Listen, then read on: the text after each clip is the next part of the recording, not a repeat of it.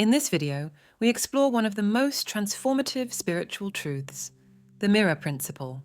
The idea that everyone you meet is a reflection of you. This is not a metaphor. It is a spiritual law, a key to awakening.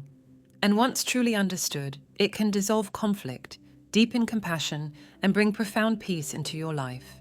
The mirror principle teaches that the outer world is not separate from your inner world.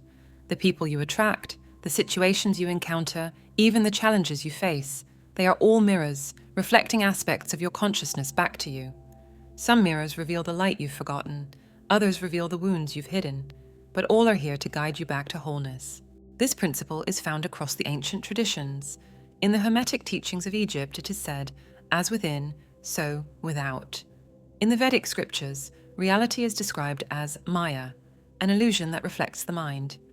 And in A Course in Miracles, we are told, the world you see is merely a reflection of your own internal frame of reference. So what does this mean in practical terms? It means the way you perceive others is often a projection of what is unresolved or unrecognized within yourself. If you feel triggered by someone's arrogance, perhaps it mirrors your own disowned pride, or a part of you that feels unseen. If you feel drawn to someone's confidence, it might be your soul reflecting a potential you haven't fully owned. This is not about blame, it's about radical self-awareness. Life is not happening to you, rather, it's happening through you. Everyone you encounter is offering you a sacred message, an invitation to see yourself more clearly. Let's go deeper. There are 3 primary types of mirrors you will encounter in your life. First is the direct reflection. These are people who show you parts of yourself that you already know, but may not always accept. If you're overly critical of others, ask, what part of me is craving kindness? If you're always admiring someone else's success, ask, what part of me is ready to rise? Second is the opposite mirror. These are people who trigger you, not because they are so different, but because, deep down, they are so similar to a part of you that you've rejected. Carl Jung called this the shadow self, the parts of our psyche we've buried out of shame or fear. But what is buried is not gone, it is projected, and often those we judge most harshly carry the very traits we've been taught to suppress in ourselves. Third is the lesson mirror. These are people who enter your life not because they reflect your traits, but your soul's lessons. For example, someone who betrays your trust may not mirror your behavior, but they may reflect your need to set stronger boundaries. Someone who abandons you may be mirroring your abandonment of self. These reflections are not always comfortable, but they are always purposeful. The mirror principle is a path to liberation, but only when we stop externalizing blame and begin to take ownership of our projections. This doesn't mean excusing harmful behavior. If someone disrespects you or crosses a boundary, it's not your fault. But their presence in your life invites the question, what part of me allowed this? What did this teach me about self-worth, about my voice, about my values? The ego resists this. It wants to believe that others are the problem, but the soul knows everyone is your mirror, because everything is your teacher. In the words of Ram Dass, when you meet anyone, remember it is a holy encounter. As you see him, you will see yourself. That's the sacred truth behind every interaction. Every relationship is a spiritual classroom. Think about it. The people who most challenge your peace are often the ones who reveal your deepest patterns. They press on wounds you've carried since childhood. They awaken emotional responses rooted in forgotten memories. And by doing so, they give you the chance to heal. This is why the soul attracts certain relationships again and again, not as punishment, but as pattern-breaking opportunities. Until the lesson is learned, the mirror will repeat. So how do you apply the mirror principle in daily life? It begins with awareness. When you feel triggered, pause. Ask yourself, what is this revealing to me? Don't rush to judge or react. Instead, observe your emotional response like a sacred map pointing inward. Then, move into integration.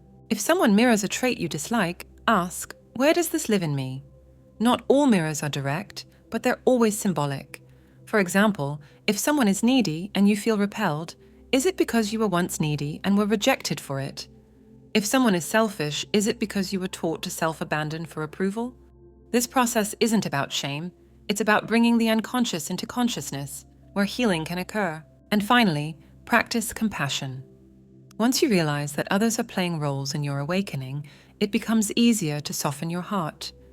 You stop seeing people as enemies and start seeing them as mirrors, even the painful ones, especially the painful ones. As Rumi said, the wound is the place where the light enters you. The people who wound you often carry the key to your greatest self-realization.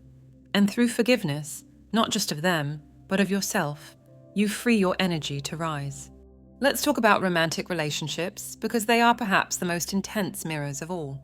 Your partner is often a mirror of your childhood patterns, your unhealed inner child, your beliefs about love, your fears of intimacy. What you attract is not random. It reflects the frequency you carry. If you attract unavailable partners, ask, where am I unavailable to myself? If you constantly feel abandoned, ask, where have I abandoned my own needs? This is not victim blaming, it's soul reclamation. The mirror principle empowers you to stop chasing validation and start cultivating inner wholeness. Because when you shift internally, your external reality must also shift. The universe is fractal, it replicates your vibration. And the more you become self-aware, the more your relationships evolve or dissolve. Some mirrors come into your life only to reveal one lesson, then they leave. Others stay, but shift alongside you. And occasionally, a soul mirror will walk beside you for lifetimes, helping you awaken layer by layer. But no matter who enters or exits, every soul is sacred, every encounter is meaningful, and every reflection is a portal to higher consciousness. The mirror principle also extends to society at large. What we see in the world, chaos, division, greed, is a reflection of collective consciousness. If we want to change the world, we must begin within. Inner peace becomes outer peace. Inner compassion becomes collective healing. In the words of Gandhi, be the change you wish to see in the world. Not just as a slogan, but as a metaphysical law.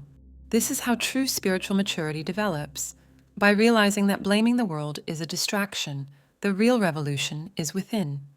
In conclusion, the mirror principle is not just a spiritual idea, it is a sacred key to awakening. Everyone you meet is showing you something about yourself, your light, your shadow, your needs, your wounds, your love, your lessons. And when you begin to honor this truth, life changes. You stop being a victim of your circumstances and become a student of your soul.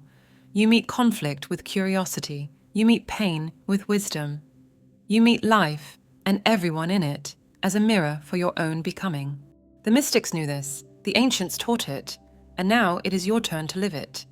So the next time someone triggers you, inspires you, hurts you, or uplifts you, ask not why is this happening to me, but what is this showing me about myself? Because the world is not outside of you, it is within you, reflected outward. And once you learn to read the mirror with clarity and compassion, you don't just transform your relationships, you awaken to who you truly are. Not fragmented, not broken, but whole, radiant, and deeply connected to the divine in all. This is the wisdom of the mirror, and it is waiting to be seen.